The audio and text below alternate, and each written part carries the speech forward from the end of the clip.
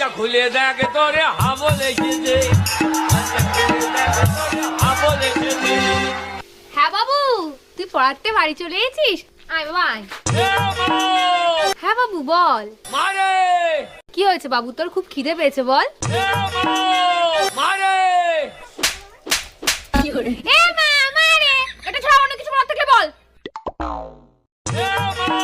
এই তোর এমা এমা ছাড়া অন্য কিছু বলার থাকলে বল। ওমা জানা আজকে কি হয়েছে? কি হয়েছে বাবা? আজকে আমি পড়তে গেছিলাম। আরে আমার সোনা বাবাটা। তারপর যখন পড়তে গেছি মাস্টারের বাড়ি গিয়ে দেখি কেউ উঠেনি।